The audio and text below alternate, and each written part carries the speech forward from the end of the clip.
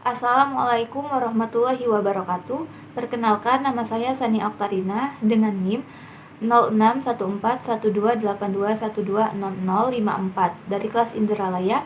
Jadi di sini saya akan membuat video dengan judul menyajikan karya tulis dalam pertemuan ilmiah guna memenuhi tugas ujian tengah semester mata kuliah penulisan karya ilmiah.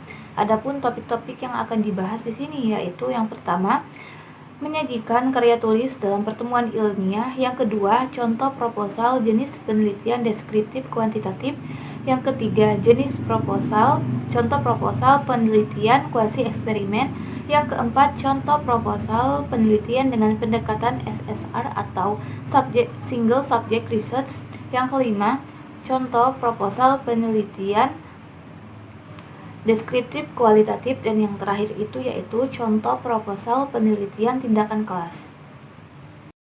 Yang pertama yaitu menyajikan karya tulis dalam pertemuan ilmiah. Jadi di sini saya mengambil contoh yaitu artikel ilmiah. Nah, misalnya contohnya yaitu bentuk kolaborasi atau kerjasama antara guru dan orang tua dalam pembelajaran daring anak usia dini. Nah, jadi yang pertama yang dapat kita siapkan yaitu pendahuluan. Pendahuluan ini merupakan latar belakang ataupun tujuan dari kita memilih topik yang hendak kita bahas tadi.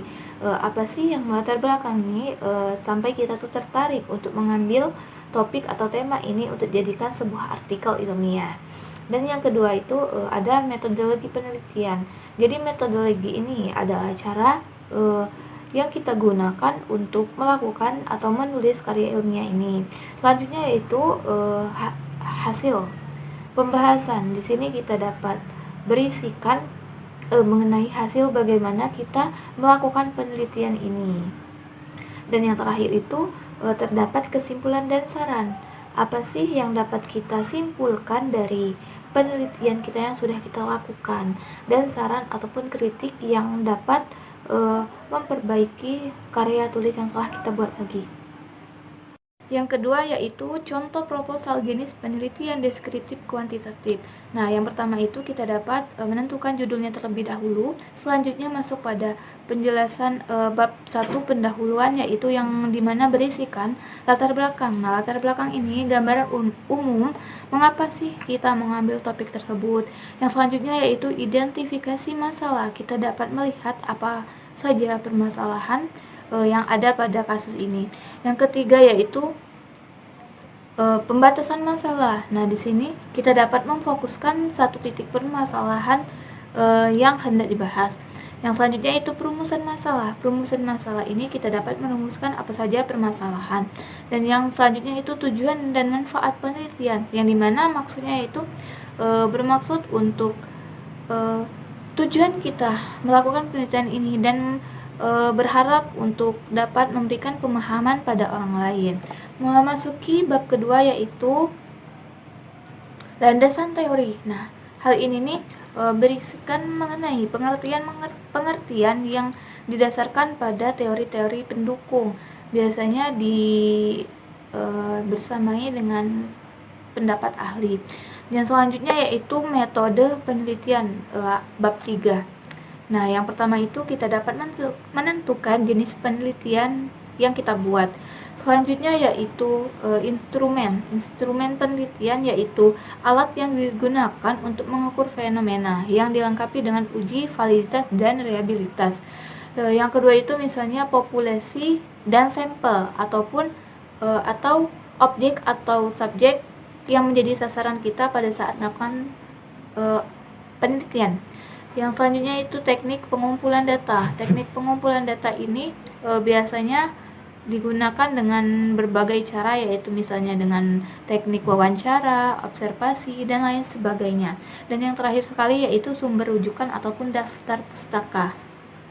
Selanjutnya itu contoh proposal penelitian kuasi eksperimen. Yang pertama yaitu menentukan judul.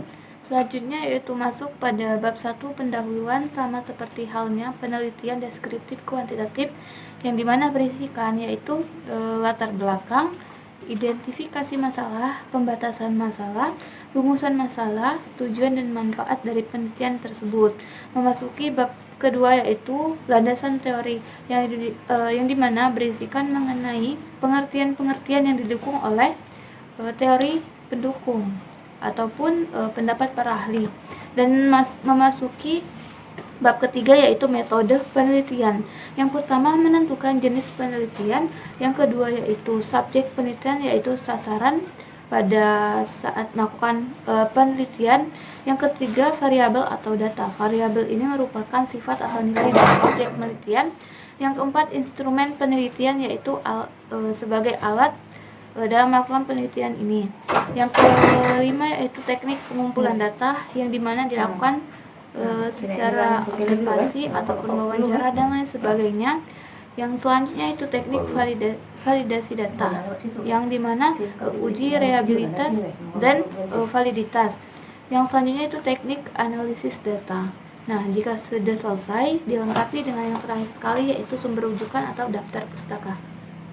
Selanjutnya yaitu contoh proposal penelitian dengan pendekatan SSR atau Single Subject Research. Nah, yang pertama yaitu bab 1 pendahuluan yang dimana berisikan satu latar belakang mengenai gambaran umum dari masalah yang diangkat. Yang kedua itu ada identifikasi masalah yang berisi mengenai upaya dalam mendefinisikan permasalahan atau objek yang ada. Yang ketiga yaitu batasan masalah. Batasan ini dilakukan agar penelitian itu terkendali dan relevan. Yang keempat yaitu rumusan masalah, yaitu masalah-masalah yang hendak dibahas. Yang kelima ada tujuan dan manfaat dari penelitian. Memasuki bab selanjutnya itu kajian teori. Pada bab ini langsung menjelaskan definisi yang menjadi objek dari penelitian yang telah kita buat. Misalnya pendidikan, jadi apa sih pendidikan itu, manfaat dan pentingnya pendidikan dan lain sebagainya. Memasuki bab ketiga yaitu kajian teori. Yang ketiga itu metodologi penelitian yang dimana berisikan jenis penelitian, variabel penelitian yaitu apa saja variabel yang kita gunakan dalam penelitian tersebut. Yang ketiga yaitu definisi operasional variabel dari yang kita gunakan. Yang keempat ada subjek penelitian yaitu pihak-pihak yang terlibat. Yang kelima yaitu tempat dan waktu penelitian. Yang keenam itu teknik dan teknik pengumpulan data, teknik apa saja yang digunakan, misalnya wawancara, observasi dan lain sebagainya. Yang ketujuh teknik analisis data, dan yang terakhir kriteria pengujian hipotetis. Selanjutnya yaitu contoh proposal penelitian deskriptif kualitatif. Proposal deskriptif kualitatif ini yaitu menggambarkan secara sistematis terkait suatu gejala secara faktual dan akurat terkait fenomena yang terjadi. Nah, contohnya itu yang pertama kita dapat menetapkan dulu judulnya. Masuk ke bab 1 pendahuluan yang dimana berisikan yang pertama latar belakang yaitu gambaran umum terkait masalah yang kita angkat. Yang kedua itu fokus penelitian yang dimana masalah difokuskan dan dibatasi untuk mengetahui permasalahan secara mendalam. Yang ketiga pertanyaan yang ada dalam penelitian. Yang keempat yaitu tujuan dan manfaat dari penelitian yang akan kita buat. Nah, masuk ke bab 2 yaitu kajian teori. Pada bab ini berisi mengenai uraian terkait literatur yang menjadi pokok bahasan untuk menyelesaikan suatu permasalahan, serta juga berisi mengenai penelitian yang relevan dan juga kerangka yang konseptual. Selanjutnya yaitu bab 3 metodologi penelitian yang dimana berisikan jenis penelitian, jenis apa yang kita gunakan. Yang kedua setting penelitian yaitu lokasi ataupun wilayah yang menjadi objek dari penelitian tersebut. Yang ketiga instrumen penelitian yaitu alat ukur yang digunakan untuk mengatasi permasalahan yang ada dalam penelitian. Yang keempat yaitu teknik pengumpulan data, biasanya menggunakan teknik observasi, wawancara dan lain sebagainya. Yang kelima ada teknik analisis data, dan yang keenam itu teknik keabsahan data yang dimana berhubungan dengan masalah seberapa jauh telah dikumpulkan dan diperoleh. Baiklah, selanjutnya yaitu contoh proposal penelitian tindakan kelas. Nah, jadi contohnya itu yang pertama kita dapat berisikan mengenai bab 1 pendahuluan yang dimana berisikan satu latar belakang masalah. Apa sih gambaran terkait latar belakang masalah yang kita ambil. Yang kedua perumusan dan pemecahan masalah, dan yang ketiga itu tujuan dan manfaat penelitian. Yang kedua yaitu bab 2 kajian teori yang dimana berisikan pada bab ini langsung menjelaskan mengenai berbagai uraian penjelasan deskripsi mengenai suatu objek yang kita teliti dan berbagai permasalahan yang ada. Dan masuk ke bab 3 yaitu metodologi penelitian. Yang pertama itu pendekatan dan jenis penelitian. Pendekatan ini seperti halnya rancangan untuk bagaimana kita dalam melakukan penelitian yang akan kita buat. Yang kedua itu setting penelitian yaitu lokasi ataupun tempat sebagai objek dalam penelitian tersebut. Yang ketiga ada subjek penelitian yaitu pihak-pihak yang dijadikan sebagai dijadikan sampel dalam penelitian. Misalnya kita mengambil tema pendidikan, jadi subjeknya itu kita mengambil guru ataupun peserta didik. Dan yang terakhir itu prosedur penelitian, yang dimana berisikan langkah-langkah kita membuat penelitian tersebut, dari menentukan permasalahan, teknik, metode, dan lain sebagainya. Dan yang terakhir sekali itu terdapat daftar pustaka atau sumber rujukan. Baik, mungkin itu saja yang dapat saya jelaskan. Apabila terdapat kesalahan kata maupun perbuatan, saya mohon maaf kepada Allah, saya mohon ampun. Saya akhiri, wabillahi taufiq wal hidayah. Wassalamualaikum warahmatullahi wabarakatuh.